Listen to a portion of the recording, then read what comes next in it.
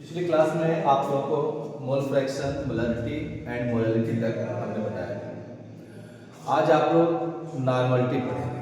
जैसा कि मैंने पिछले क्लास में आप लोगों को बताया भी था कि आज नॉर्मलिटी के बारे में पढ़ा जाएगा। देखिए, नॉर्मलिटी को हम लोग एन से डिनोट करते हैं। हमारी नॉर्मलिटी जो होती है वो एन से डिनोट की जाती है। अब आप इस नॉर्मलिटी को एक फार्मूला के द्वारा देखेंगे। वेट का एक फार्मूला आता है W equal to EVN upon में 1000। W equal to EVN upon में 1000। अब यहां आप देखेंगे आपका W मॉस है, E इक्विवेलेंट वेट है, इक्विवेलेंट वेट, V वैल्यू रहेगी और ये वैल्यू हमेशा ml में होगी। n पर आप जानते हैं पढ़ रहे हैं नॉर्मलिटी। अब यहां एक छोटी सी प्रॉब्लम आपके पास आ गई है, इक्विवेलेंट वेट।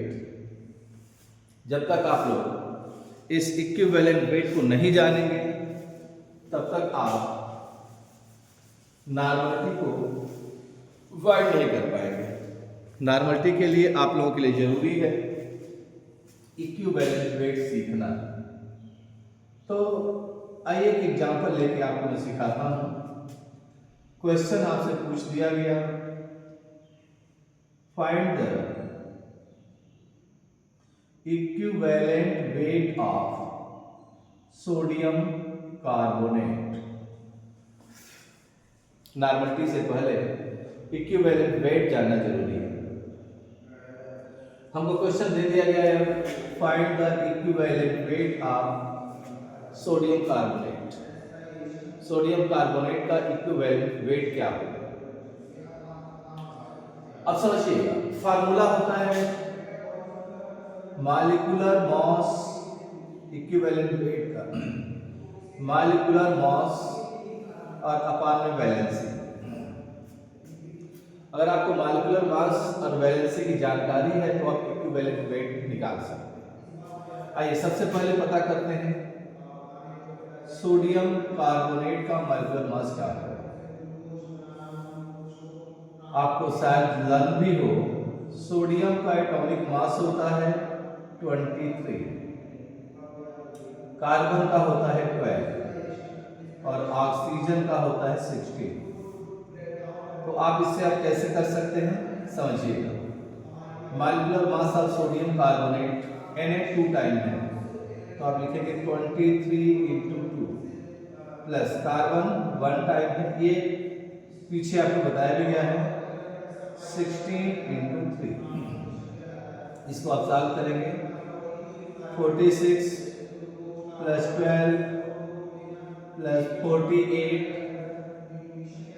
इक्वल टू 106 मास आ गया। अब जब मास आ गया तो आप वैलेंसी के बारे में सोचें। इसको जब आप अलग अलग करेंगे तो आप देखेंगे Na positive and CO3 double negative point हो गया। अब यहां से आप देख रहे हैं 2 पॉजिटिव और 2 निगेटिव है, इसका मतलब हुआ कि इसकी वैलेंसी 2। चलिए, अब जब वैलेंसी इसकी 2 हो जाएगी तो आप अब कैसे निकालेंगे इक्विवेलेंट वेट? लिख देंगे E इक्वल टू 106 और अपॉन में 2, यानी आपको इक्विवेलेंट वेट मिल गया 53। अब आप नॉर्मलिटी के बारे में सोच सकते हैं। अब आप कैसे नॉर्मलिटी करेंगे इसके बारे में देखिए। छोटा सा क्वेश्चन ले करके और मैं आपको नॉर्मलिटी बताता हूं। बेटा इसमें हमने एक क्वेश्चन लिया,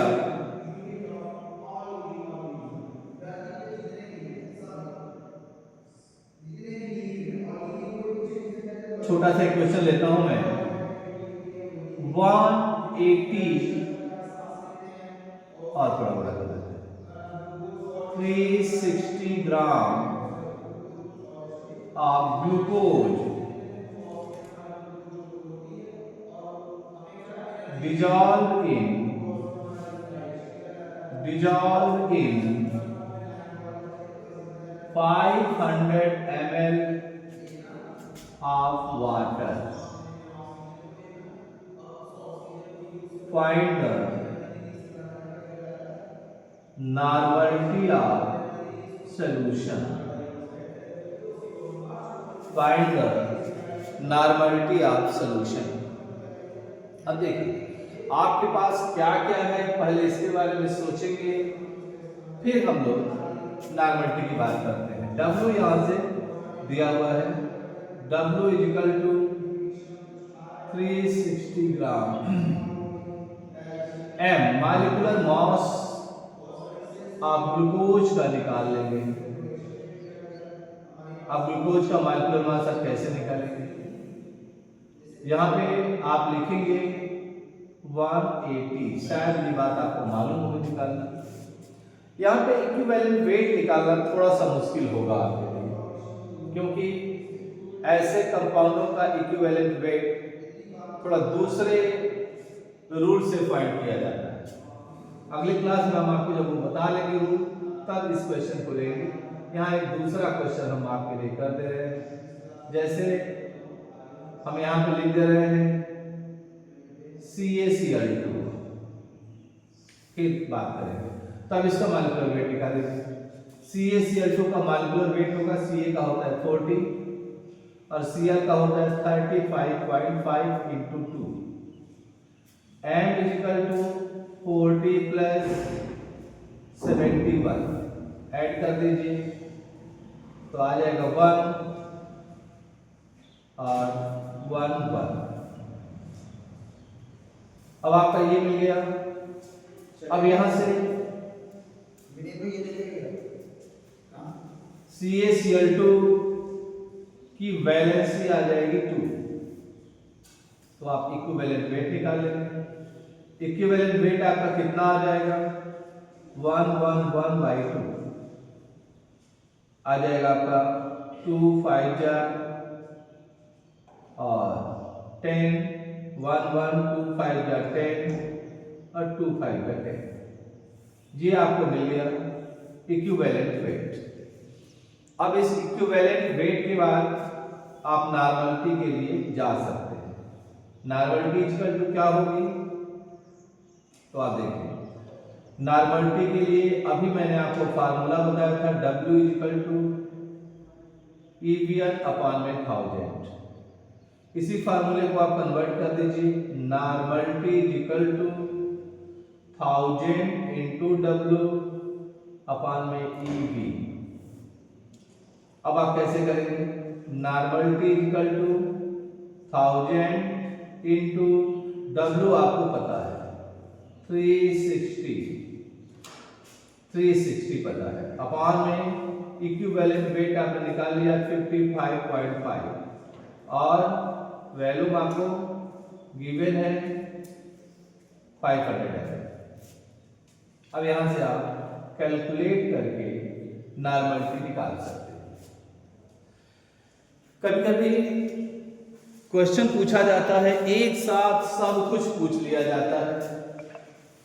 आइए हम एक ऐसा क्वेश्चन लेते हैं जिसमें एक साथ सारी प्रॉपर्टी आपको मिल जाए।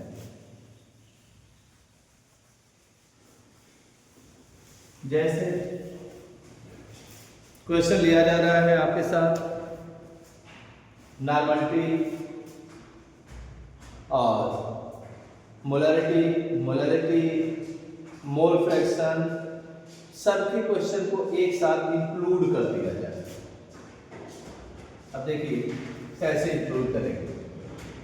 हम कह रहे हैं आपसे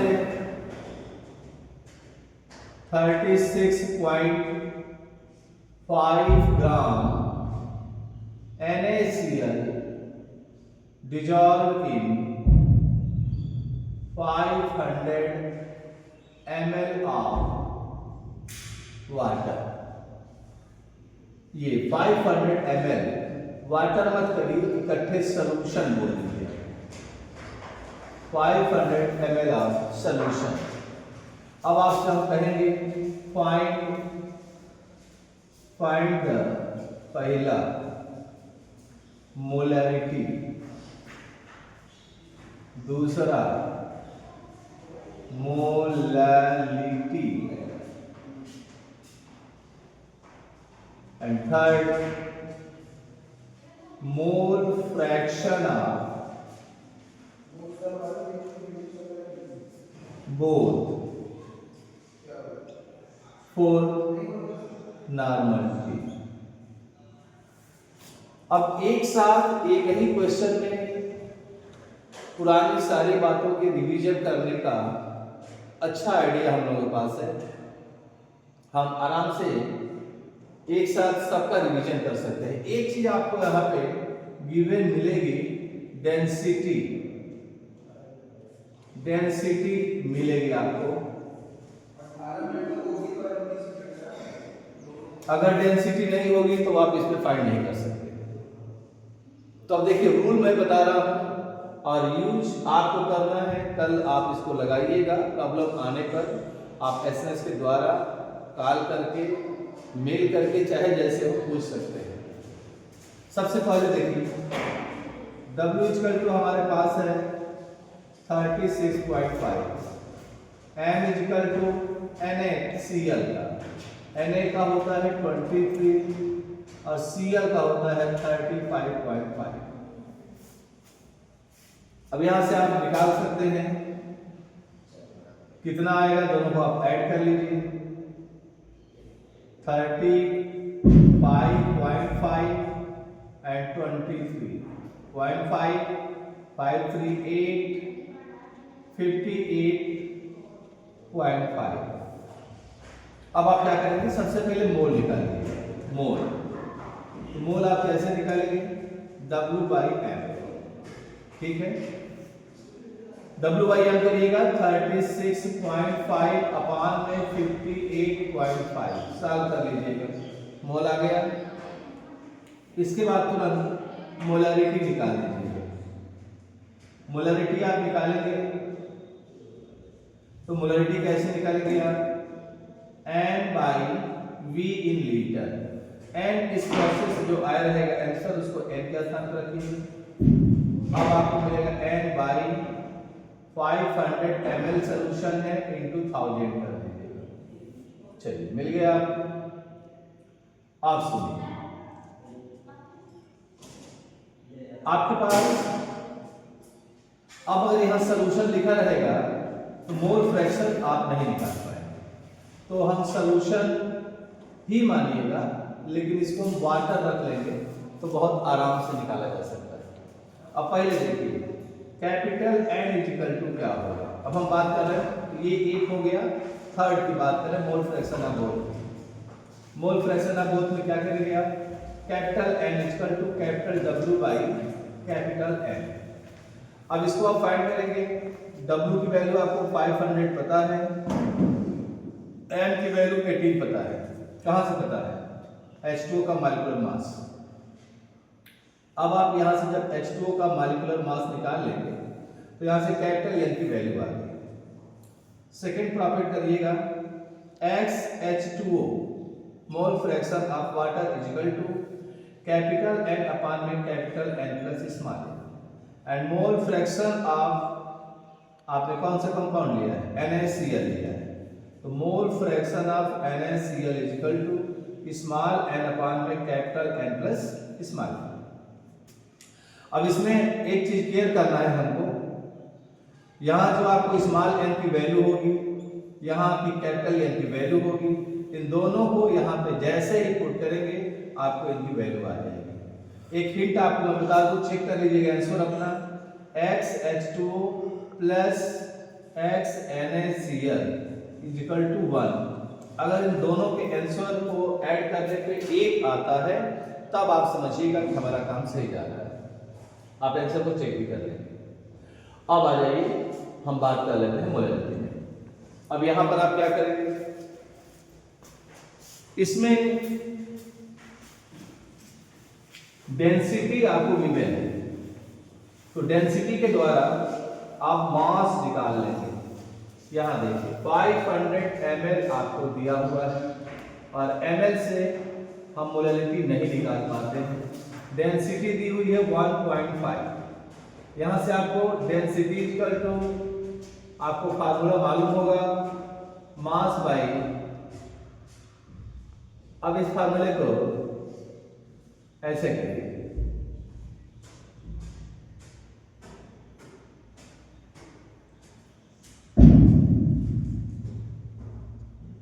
अब यहां से आप W की वैल्यू निकाल लीजिए, तो डेंसिटी इंटू वैल्यू हो जाएगी। डेंसिटी आपके पास 1.5 गिवन है एंड 500 आपके पास ml। अब ये जो आएगा वो आपका आएगा ग्राम में, जो भी होगा वो आपका ग्राम में आएगा। अब आप मोलैलिटी बराबर मोल बाई वैल्यूम इन केजी करेंगे, तो मोल स्मॉल एन यहां से आपको मिला होगा, ये स्मॉल एन इसको रखिएगा, W इसको रखिएगा और इनटू 1000 कर दीजिएगा। अब आपकी फाइंड हो गई मोलैलिटी। इस मोलैलिटी के बाद आप नॉर्मलिटी के पास जाएंगे। नॉर्मलिटी के लिए मैंने अभी आपको बताया था W equal to EVN upon 1000। Normality का फार्मूला बना लीजिए, N equal to W into 1000 upon में EV। अब E कैसे आप निकालेंगे? NaCl के लिए इक्विवेलेंट वेट, NaCl का एटॉमिक मास अभी हम लोग पढ़े हैं 58.5 और अपॉन में NaCl जब आप करते हैं तो NaCl में आपको क्या मिलता है? Na positive and Cl negative, तो वैलेंसी कितनी हो गई? 1 हो गई, तो अपॉन में 1 कर दीजिएगा। हाँ 1 लिखिएगा जरूर, क्योंकि ना लिखने पर हम इसकी इक्विवेलेंट वेट नहीं मानेंगे। तो 58.5 इक्विवेलेंट वेट आपको मिल गया। अब नॉर्मल पे निकालिए। स्मॉल W आपको पता है कितना, 36.5 इंटू 1000 इंटू इक्विवेलेंट वेट आपको मिल चुका है 58.5 और इंटू वैल्यूम आपके पास है 500। तो इस प्रकार से आप इसको सॉल्व कर सकते हैं। तो आज आप लोग नॉर्मलिटी तक के जितने भी क्वेश्चन बुक में होंगे उसको आप सॉल्व करेंगे। सॉल्व करने के बाद अगर कोई प्रॉब्लम आती है तो SMS करके या फ़ोन करके हमसे पूछ सकते हैं, या दोबारा क्लास में मिलने पर पूछ लीजिए।